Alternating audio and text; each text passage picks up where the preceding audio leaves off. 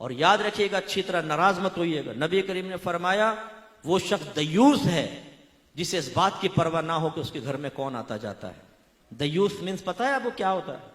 उर्दू में बताऊं, नाराज तो नहीं होंगे? बेगैरत। यानी अगर हमारी ज़ौजा, हमारे घर की औरतें नामहरमों से हंस हंस के बातें कर रही हो, नामहरमों घर में घुसेड़े, तो याद रखें ऐसे शख्स को आपके नबी ने दयूस कहा है।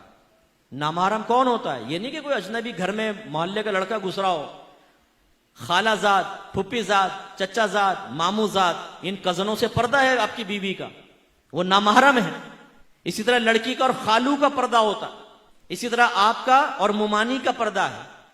इसी तरह अगर आपकी चच्ची खाला ना हो सकी, बाहर से आई है, तो चच्ची का और आपका भी पर्दा है।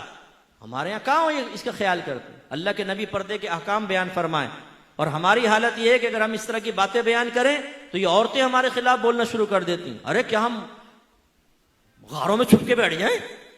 दूध वाले से हंस के ये बातें कर रही हैं, पर सब्जी वाले से ये बातें कर निकल रही है, और वो मर्द देख रहे हैं, लेकिन हमारी गैरत ही सोई पड़ी है कि भाई तुम क्या कर रही हो? एक गैर मर्द के साथ दरवाजे पे खड़े होकर तुम बातें कर रही हो, शर्म नहीं आती?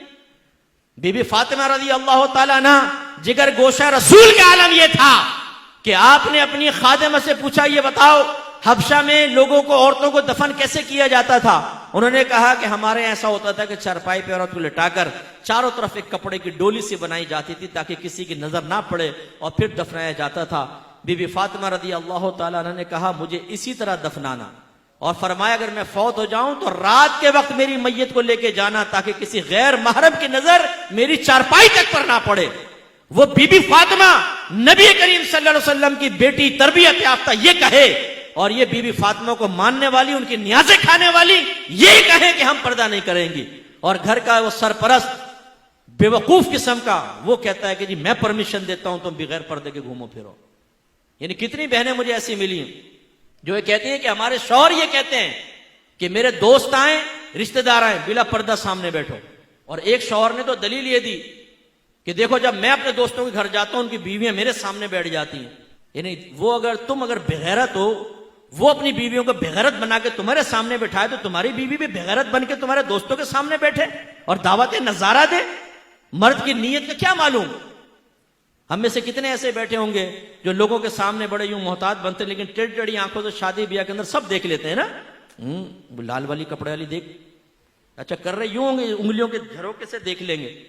और बीवी साथ बैठे होगी स्कूटर पे, पता है बीवी बैठी हो, तो टेढ़ी आंखों से देखेगा ना वो साथ में जाती हुई औरत को, बातों का टकरा भी जाते हैं गाड़ियों से। तो जब हमारी नीयतों में इतना फतूर है कि शैतान कुछ ना कुछ डाल देता है, तो आपने कैसे समझा कि घर की औरत के शैतान से बिल्कुल पाको साफ हो गई? शैतान उसके जहन में ख्याल नहीं डाल सकता, गैर मर्द की तरफ उसकी तवज्जो नहीं जा सकती। यह हमारी जिम्मेदारी है कि हम उसको रोकें। नबी करीम तो ये करें और हम ना करें, गलत चीज है ना। एक मरतबा नबी करीम सल्लल्लाहु अलैहि वसल्लम हुजरे में दाखिल हुए, सईदा आयशा सिद्दीक़ा रज़ी अल्लाह तआला अन्हा के पास एक शख्स को बैठे हुए देखा, चेहरे अनवर का रंग बदल गया, जलाल के आसार नुमाया हुए। सईदा आयशा ने अर्ज़ किया, रसूलल्लाह ये मेरे रिज़ाई भाई हैं, यानी हमने एक ही माँ का दूध पिया है। तो फिर सरकार का जलाल कम हुआ, यानी जलाल में तशरीफ लाए कि घर में अजनबी मर्द कैसे?